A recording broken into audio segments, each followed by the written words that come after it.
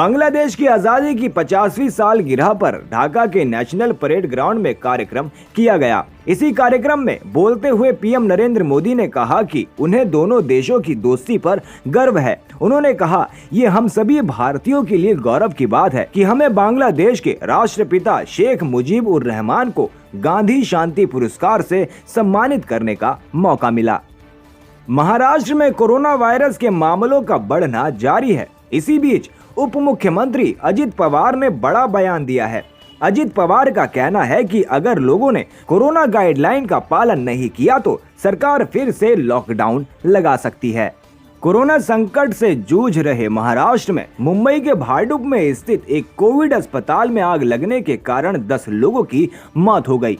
इस अस्पताल को लेकर कई तरह के सवाल खड़े हो रहे थे। शुक्रवार दोपहर को मुख्यमंत्री उद्धव ठाकरे ने घटना स्थल का दौरा किया और घटना के दोषियों के खिलाफ सख्त एक्शन की बात कही। अस्पताल को लेकर खड़े हुए सवालों पर मुख्यमंत्री उद्धव ठाकरे ने कहा कि यह अस्पताल कोरोना काल में तैयार किया गया था, जो कोविड अस्पताल ही था। इस अस्पताल को जो अनुमति मिली थी उसकी अवधि 31 मार्च को खत्म हो रही थी, लेकिन उससे पहले ही ये भयानक हादसा हो गया। उद्धव ने कहा कि ये आग अस्पताल में नहीं लगी थी बल्कि कहीं और लगी थी, जो फैलकर अस्पताल तक पहुंच गई। जानकारी के मुताबिक आग पहले मॉल में लगी थी, जिसके बाद अस्पताल में फैल गई। मुख्यमंत्री ने यहां मुआवजे का भी ऐलान किया। मृतकों के परिजनों को 5 लाख रुपए की सहायता दी जाएगी। उद्धव ने बताया कि जिन लोगों की इस हादसे में मृत्यु हुई है वो वेंटिलेटर पर थे। वेस्ट मिदनापुर में एक रैली में ममता बनर्जी ने बीजेपी पर निशाना साधा। उन्होंने कहा कि बीजेपी यूपी से गुंडों को ला रही है, वे मिदनापुर में घुसपैठ कर रहे हैं। मैं 28 मार्च से नंदीग्राम की सुरक्षा करूंगी। ममता बनर्जी ने कहा कि अगर गुंडे आपको निशाना बनाते हैं तो आपके हाथ जो भी लगे वही लेकर उन्हें दौड़ा लें। दिन गुजरने के साथ ही बीजेपी को एहसास हो रहा है कि वो बहुत बुरी तरीके से हारने वाली है, तो वे भड़का रहे हैं। जबकि गैस के दाम बढ़ते जा रहे हैं, बीजेपी के उम्मीदवार पैसे बांट रहे हैं। पंजाब में कोरोना का नया स्ट्रेन मिलने से हड़कंप मच गया है।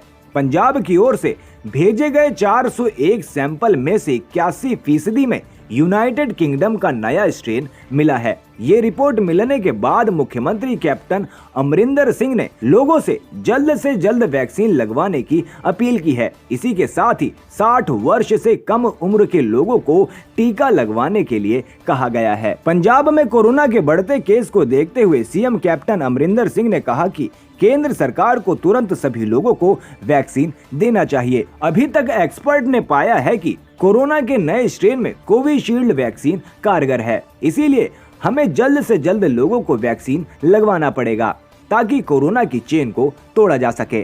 कोरोना संक्रमण के बढ़ते मामलों के चलते अब हिमाचल प्रदेश में भी स्कूलों पर ताले लगाने पड़ रहे हैं। राज्य के मुख्यमंत्री जयराम ठाकुर ने घोषणा की है कि राज्य में बढ़ते कोरोना के मामलों को देखते हुए अब 4 अप्रैल तक सभी शिक्षक संस्थान बंद किए गए हैं। उन्होंने ट्विटर के माध्यम से इसकी जानकारी साझा की है। मुख्यमंत्री के फैसले के बाद अब राज्य में अगले रविवार 4 अप्रैल तक सभी स्कूल कॉलेज बंद रहेंगे। कुछ शिक्षण संस्थानों में अभी परीक्षाएं चल रही है, जिन्हें छोड़कर अन्य सभी शिक्षण संस्थान बंद होंगे। बोर्डिंग स्कूलों में अभी हॉस्टल की सुविधा रहेगी। इसके अलावा मुख्यमंत्री ने राज्य में सभी धार्मिक प्रतिष्ठानों या समारोह आयोजित करने पर भी प्रतिबंध लगाया है। इसका अर्थ है कि इस बार राज्य में होली खेलने की भी छूट नहीं होगी। मेडिकल संस्थान काम करते रहेंगे। पश्चिम बंगाल में पहले चरण के मतदान से पहले टीएमसी दफ्तर में बम धमाका हुआ। बांकुरा के जयपुर में टीएमसी दफ्तर के अंदर बम धमाका होने से सनसनी फैल गई।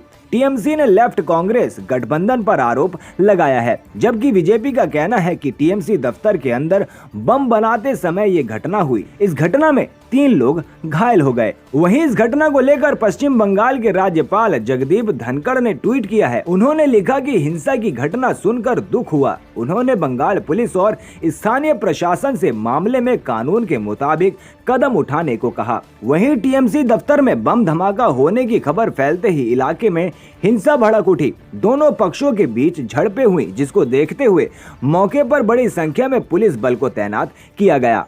इस घटना में 3 लोग घायल हो गए, जिन्हें नजदीकी अस्पताल में उपचार के लिए भेज दिया गया। देश में कोरोना वायरस का विकराल रूप एक बार फिर लौट आया है। पिछले 24 घंटे में भारत में कोरोना वायरस के 59,000 से अधिक मामले दर्ज किए गए हैं। पिछले 5 महीने में देश में एक दिन में सामने आए ये सबसे अधिक केस हैं। इतना ही नहीं, देश में 24 घंटे में कुल 257 लोगों की मौत हुई है, जो इस साल का सबसे बड़ा आंकड़ा है।